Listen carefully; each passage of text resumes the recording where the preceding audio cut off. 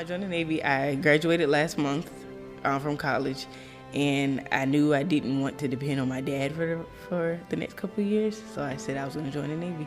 But my mom, after high school, she told me I should try school, so I was like, okay, I tried. Didn't like it too much, so I came here. And then I was like, okay, I can make a better life for myself in the military. A lot of it was because I wanted to travel, and just my parents. My parents gave me a little nudge too. They was ready for me to go. I joined the Navy to provide a better life for myself and my son. Being that I had him early, I wanted him to never have any excuses in life why he couldn't be something great. Within the 8 weeks that I was here, I became a U.S. citizen. And so now I can really say that I'm proud to be an American, because I am an American. And that's a great experience for me. For that, I'm already in love with the Navy. I am one of the lucky ones as far as having my mother come to graduation, and she's ecstatic. She's like losing her mind already. I don't think she's ever been this proud of me before. America's Navy doesn't simply hire people, send them through a graduation, and then put them on ships.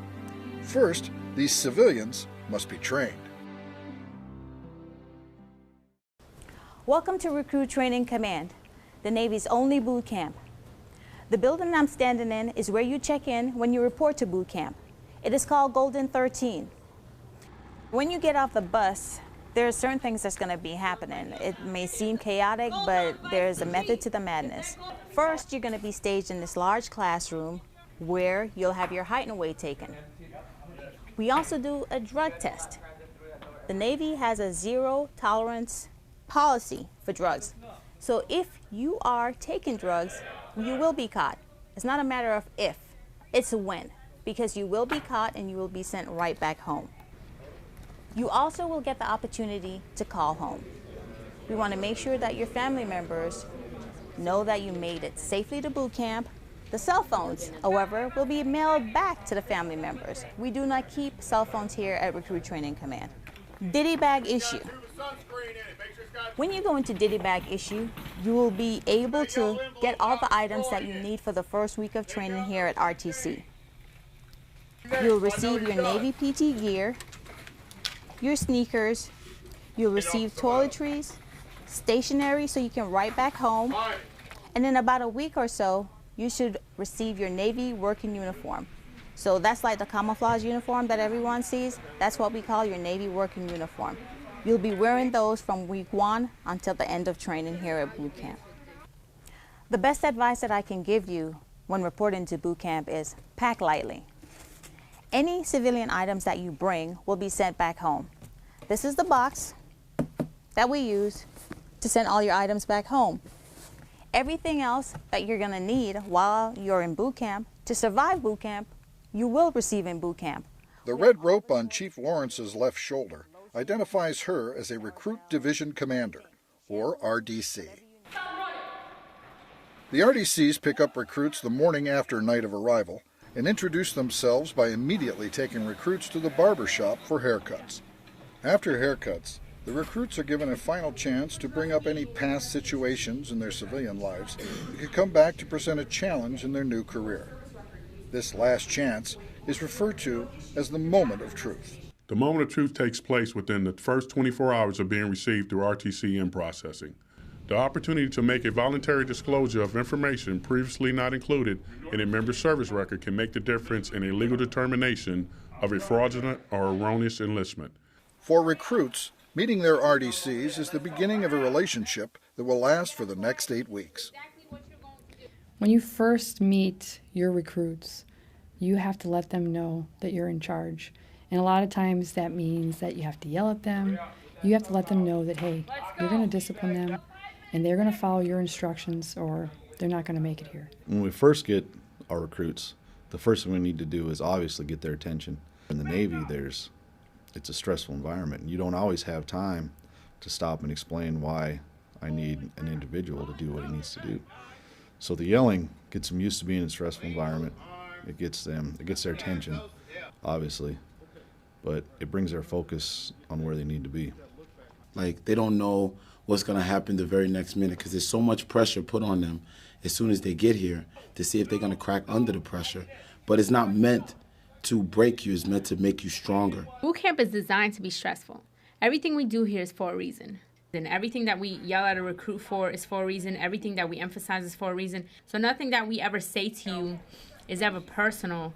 Once the divisions are formed, recruits move into their permanent barracks, referred to as ships, to begin their training. The ship includes study spaces with computers, a galley, and some other services recruits may not expect. Everything that the recruits see when they come to boot camp is a mirror image of what they're going to see when they hit the fleet. And so here at RTC Great Lakes, we have on any given week about 31 different services. And if they're not religious, that's okay too. I tell sailors and Marines all the time, and I tell the recruits here, if you're not religious, that's okay. Please come see me, because I care about you as a person. I care about your heart, and I care about your mental and emotional well-being.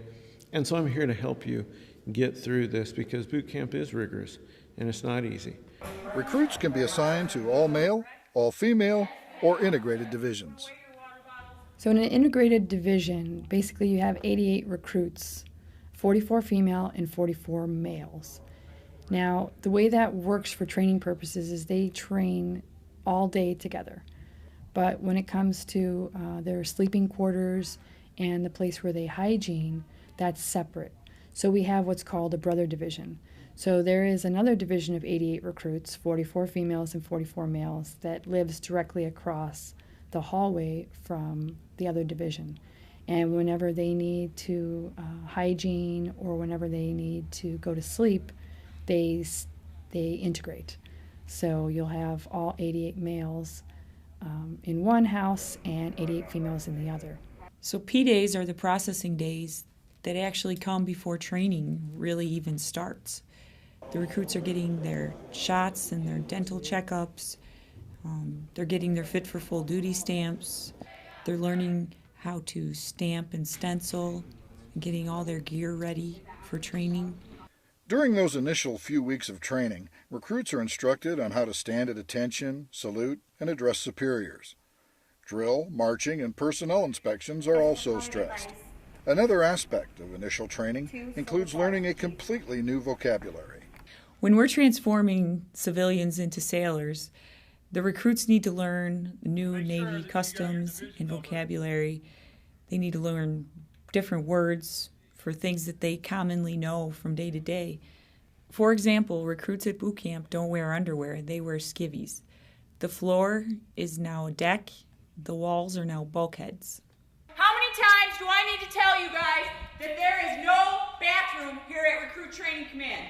In the Navy, we have heads. While the recruits are occupied in the preliminary stages of transitioning from civilian to sailor, they should also be prepared for the two most important aspects of recruit training: the basic swim test and physical training. Recruits are taught water survival skills to help them stay afloat and survive in open water, and are required to step off a 10-foot tower and swim the length of a 50-meter pool. Recruits may use any of the basic swim strokes, including front, breast, elementary backstroke, or side stroke. In addition, they must be able to float in the prone position for 5 minutes. The swim qualification test, like the jumping off the tower, was horrible for me because I've always been afraid of height. It was horrible. But I told myself I didn't want to come back, so I got the courage and I did it.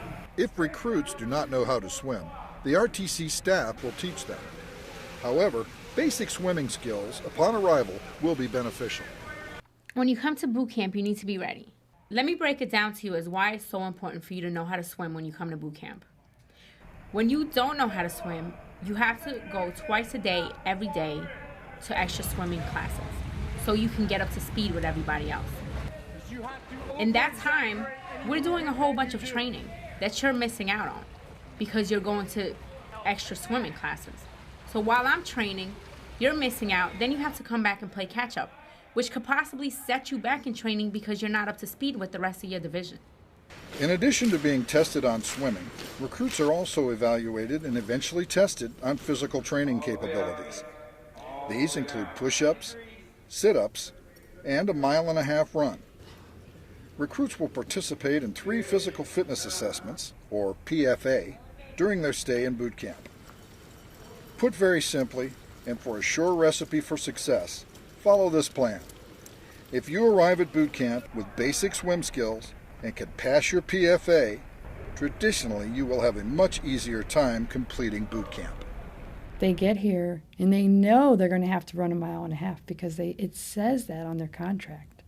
But they get here and they can't even make 1 lap around the track, and it's 12 for 1.5 miles. So really the thing to do if you're joining the Navy is to get in the pool, get familiar with the water, be able to pass a basic swim test, and be able to run 1.5 miles and do sit-ups and push-ups. It's really not that hard if you practice. It's going to be really hard if you come here and have never even tried. Navy physical training is stressed not only through each stage of boot camp, but throughout your entire Navy career. Navy PFA standards for male and female recruits in different age groups are available at all Navy recruiting offices and are also posted on the Recruit Training Command website at www.bootcamp.navy.mil. As training moves on, as a recruit you are constantly reminded about attention to detail. From the simplest of tasks, such as making beds, stenciling, and folding clothes while properly stowing them in your bed, or rack, to the proper manner to wear your uniform. Attention to detail are 3 words recruits hear from day 1 until graduation. Attention to detail is just one of the main important things that keep the Navy functioning, because there's so many things that we do that's very, very detailed, very, very intricate, and one thing really affects the other. You pay attention to detail, it tells them that you know what you're doing, you comprehending everything that they're saying. You actually have a better understanding than you actually thought. Like, so when you go out into the fleet, you won't get yourself hurt or anybody else hurt or possibly killed out there. By choosing to join the U.S. Navy, a recruit embarks not only on a job, but a new lifestyle. Because of these changes, you can expect challenges. These challenges come not only from the physical side, but the mental aspects of boot camp also provide struggles. I think the main reason recruits drop out of training is basically due to the fact that they've never really been away from home and they're missing their family. This is probably their first job. So they've never had a job, they've never had anybody telling them what to do. So the combination of those things, especially if they're parents, they have kids at home or spouses that they left behind, when you take all those things and you combine them, you get a really stressed out young person and they have people yelling at them, and that combination's not good and they just want to quit. I would tell them to train hard, like make sure their mind is mentally focused. Like emotionally and mentally you have to be focused, because boot camp is all a mental thing. You can't let your emotions get too in touch in this, because if your emotions are too soft, you're not going to last in boot camp because it's meant to be stressful. It is important for recruits to remember that enlisting in the Navy is a significant lifestyle change. It takes time to adjust to the new environment. In general, recruits adjust to the rigors of boot camp within 7 to 10 days, but each recruit is different. There are, however, some trials and tribulations among recruits that are similar. Common adjustment issues for recruits when they arrive at boot camp include poor sleep, change in appetite, also having feelings of homesickness, and understanding that you're being asked to become a team and with people who you don't know, but eventually you will form to be a team. You will also probably experience feelings of second-guessing your decision to enlist. These are perfectly normal and healthy feelings, and just acknowledging the fact that you are homesick and experiencing that can help alleviate any fears or anxiety that you may have. There may still be situations that test a recruit's resolve. This is where the RDCs step in and become more like mentors and teachers, reminding recruits to stay focused even in the hardest of times. So I walked in the office my second weekend. I talked to petty officer about, I had a homeboy that died while I was up. I had got a phone call, my first phone call I had. I found out one of my friends got shot. One of the dudes who was in the little crew that we hung out with, he was on the wrong side of town, he got killed. So it hit me hard to the point to where I kind of shed some tears. It hurt, because I'm here, and a part of me felt like if I'd have been home, it wouldn't have happened. I think a lot of times the recruits don't understand that we're people too, that we have feelings. We come from hoods, we come from rich areas, we come from actually all of the same places they come from. So I think that when they talk to us sometimes, they may think that we don't understand, and that's the thing that's the exact opposite. I totally understand. I understood where he was coming from.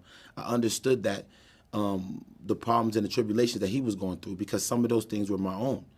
When I told the pet officer told me if I'd have been home, I could have been dead too.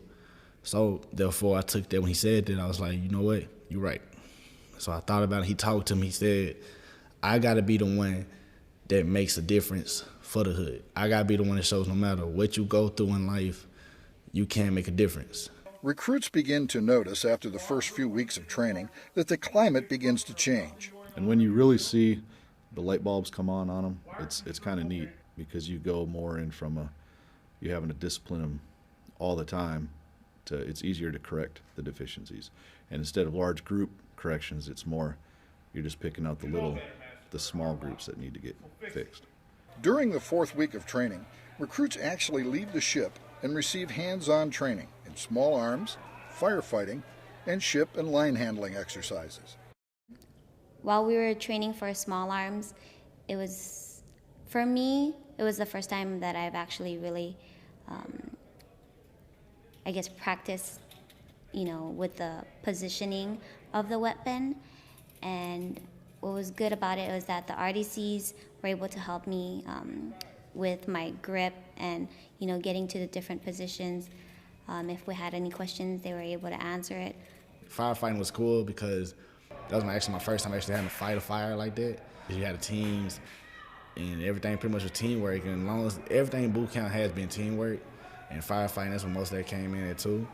And the Marlin spike was really cool. I like the handling the lines. It was a little nerve-wracking, because you're being put on the spot, right up there. You're tested right away. While training becomes more hands-on and exciting for recruits, the physical aspects of training continue, including the second of the 3 PFAs. Finally, recruits find themselves progressing rapidly towards their final overall evaluation, known as battle stations. Battle stations is an intense 12-hour exercise involving 17 different shipboard scenarios.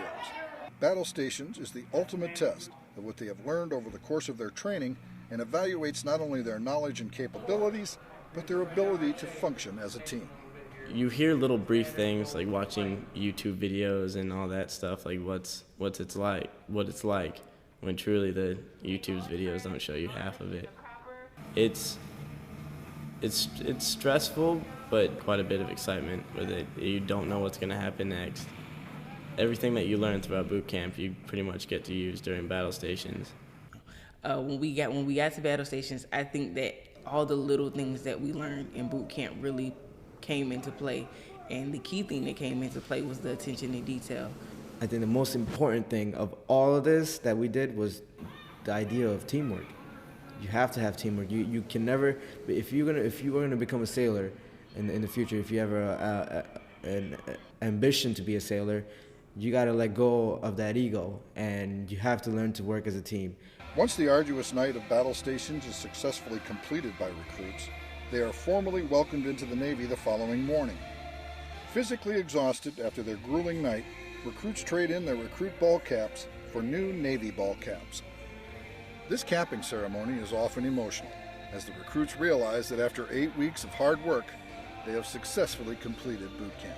You can finally call yourself a sailor, and when they play that video and when you say that, Sailor's Creed, it made me want to cry, but I didn't cry.